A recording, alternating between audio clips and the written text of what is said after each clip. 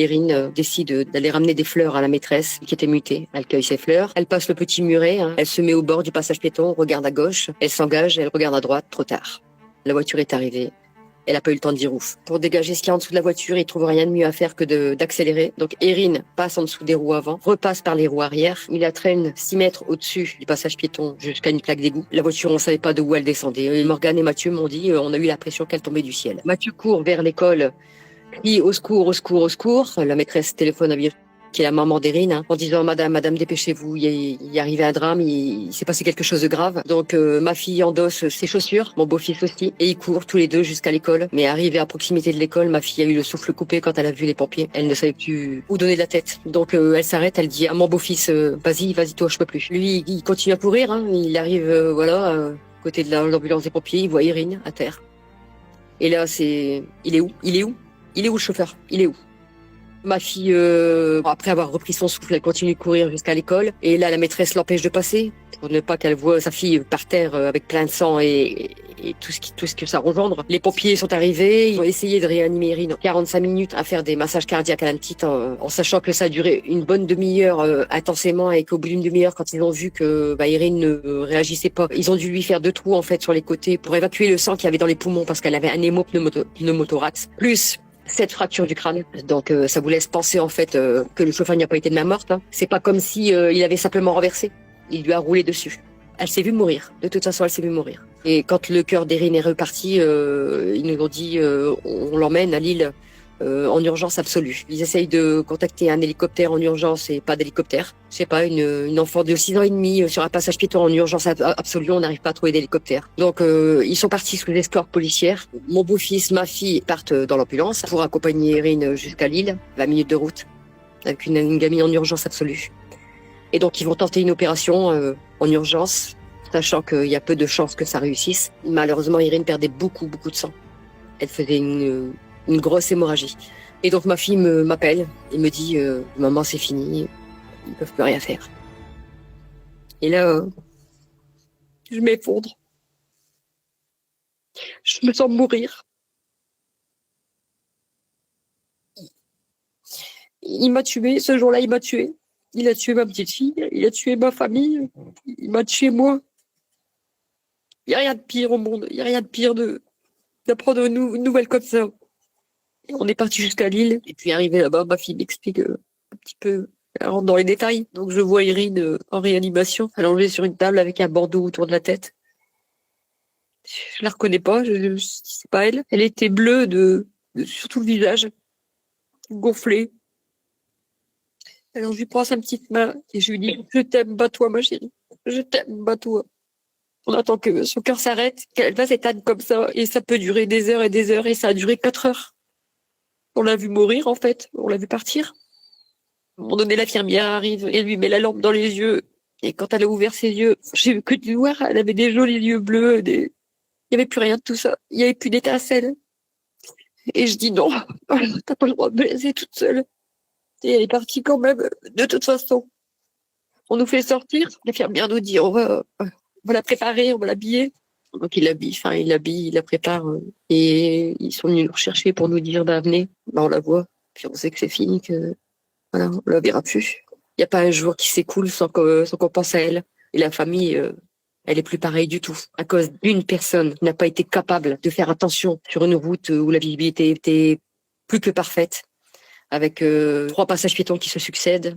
Avant le premier passage piéton, un stop. Une route limitée à 50 et avec des panneaux qui indiquent bien qu'il y a une école, qu'il y a des passages d'enfants, etc. Donc ce jour-là, en fait, nous avons déposé plainte. On a essayé d'avoir un rendez-vous avec l'inspecteur qui était au commissariat de police et qui était chargé en fait du dossier. Il souhaitait nous rencontrer, lui, d'ici 3 semaines.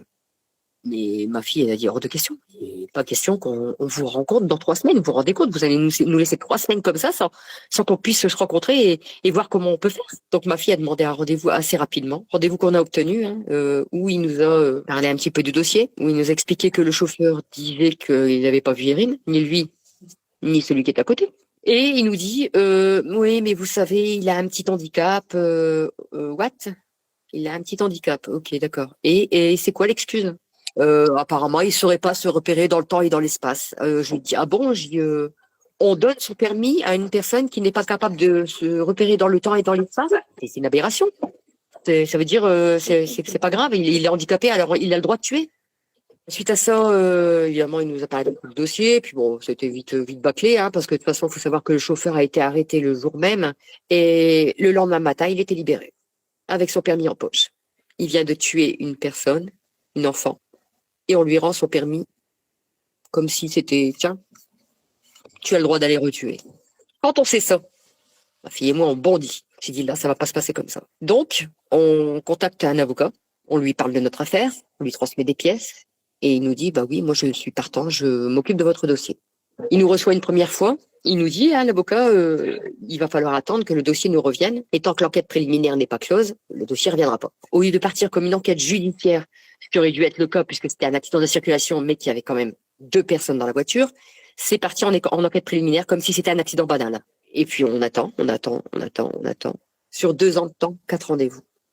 C'est pas énorme, hein. Je me suis dit, ben écoute, l'enquête préliminaire est finie, certes, mais moi je vais chercher de mon côté. Je ne connaissais pas du tout, hein, les témoins de la VSP, hein, qui étaient derrière la voiture du chauffeur qui a tué Erin. J'ai fait des pieds et des mains, hein, via Facebook, etc., pour retrouver son profil et les contacter. Le chauffeur de la VSP m'a expliqué en fait que le jour de l'accident, il suivait la voiture du chauffeur. Il a freiné d'un coup et il était paralysé au volant et il a redémarré en fait pour avancer vers le lieu de l'accident.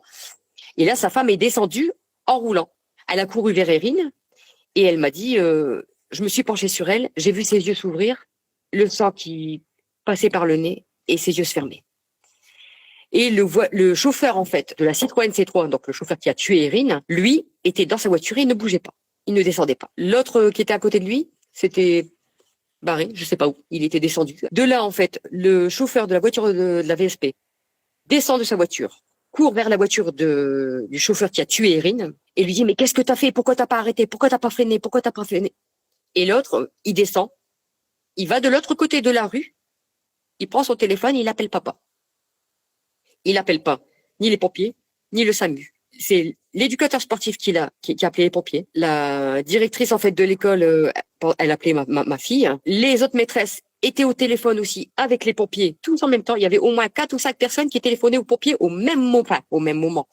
Toujours est-il qu'il y a eu au moins 5-6 appels ce jour-là. Et donc, il nous a expliqué tout ça. Et puis, il nous dit, à un moment donné, en fait, il y a quelqu'un qui était juste en face de l'école et qui a dit au chauffeur, bouge ta voiture et va la mettre plus loin. C'est pas ni les pompiers, ni la police qui a demandé ça. C'est le gars qui était à côté dans la voiture, donc l'ami du chauffeur qui a tué Erin, qui a dit au chauffeur, bouge ta voiture, va la mettre plus loin, soi-disant pour laisser intervenir les pompiers. Ce que je ne crois pas du tout.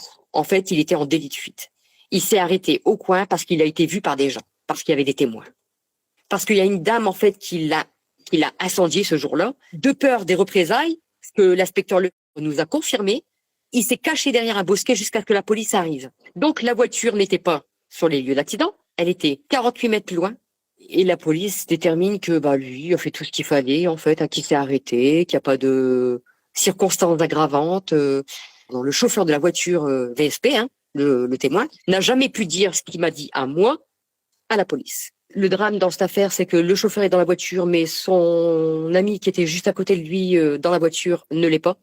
On n'arrête qu'une seule personne sur les deux, alors que le deuxième, je suis désolée, était aussi coupable que le premier. Il aurait dû être interrogé aussi. Il l'a été, mais partiellement. Il a été juste un témoin, on va dire, considéré comme un témoin oculaire.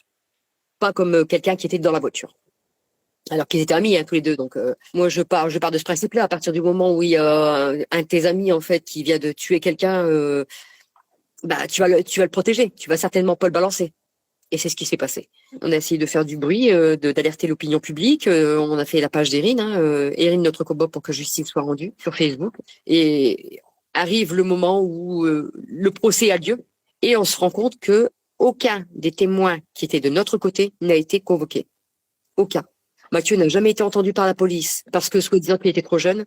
A été entendue par la police. Elle a bien spécifié qu'elle avait vu le chauffeur au téléphone lorsqu'il a renversé Erin. Toutes ces preuves-là, en fait, qu'on a ramenées à notre avocat, qu'on a ramenées au tribunal, ça n'a jamais été pris en compte. Jamais. On aurait dit que c'était nous les coupables et lui la victime. Parce que tout au long du procès, on a évoqué que le pauvre chauffeur qui a été traumatisé, qui est suivi par un psychologue, à aucun moment ils n'ont mis en avant notre souffrance à nous.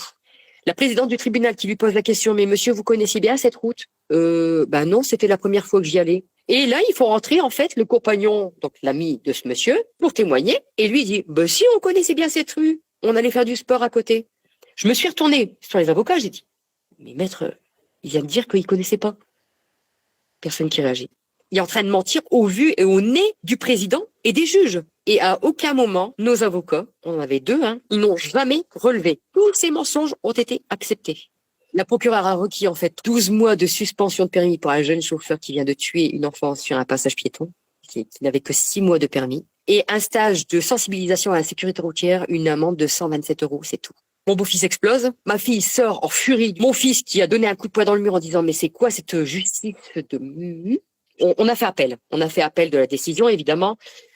Et il faut savoir qu'au jour d'aujourd'hui, nous n'avons toujours pas le compte-rendu du délibéré, qu'on le réclame sans arrêt, qu'on a dû déposer plainte chez le bâtonnier contre nos avocats pour manquement aux obligations déontologiques. Pour nous, il y a toujours été certain que le chauffeur avait des relations. On n'arrive pas à récupérer notre dossier. Et tout ce qu'on voudrait, c'est récupérer le dossier dans son entièreté pour pouvoir contrôler ce qui est à l'intérieur, pour voir si effectivement les preuves qu'on avait apportées à notre avocat, y sont. Parce que toutes ces preuves-là, nous, on les a en notre possession et que on peut pas, en tant que parent, laisser faire une chose pareille. C'est pas possible. C'est comme si de dire que tu as tous les droits de tuer. Même si tu tues un enfant sur un passage piéton, c'est rien. Ça te sera pardonné. Et ça, c'est pas possible. En tant que parent, c'est pas possible. C'est inacceptable. On sait pertinemment qu'il ne fera jamais de prison parce qu'il n'a pas d'antécédents judiciaires. Mais c'est pas une raison. Parce que nous, tout ce qu'on voulait, tout ce qu'on demandait, c'était la vérité. Et il a même pas été capable de la donner. Voilà pourquoi on se bat aujourd'hui. Donc, nous, ce qu'on aurait voulu, c'est prendre un avocat en dehors du Nord pour qu'on puisse avoir quelqu'un de fiable, mais les sommes qu'ils nous demandent, c'est une aberration. Donc, on a décidé, en fait, il y a une cagnotte qui est mise en place, en fait, sur la page Irine, notre combat pour que justice soit rendue. J'ai pour projet, en fait, de faire le mur de la honte avec toutes les victimes, des enfants qui sont morts sur les routes et qui n'ont pas, dont les parents n'ont pas obtenu justice. Parce que je ne suis pas la seule comme ça. Toutes ces choses-là, il faut que ça s'arrête. Il faut qu'il y ait une loi qui soit votée pour que les accidents de la circulation soient reconnus comme des homicides routiers. Pour moi, ce sont des assassins, rien de plus. Irine mérite qu'on lui rende justice. Moi, ce que je veux, c'est qu'on soit en paix. Parce que pour moi, au jour d'aujourd'hui, Irine ne repose pas en paix.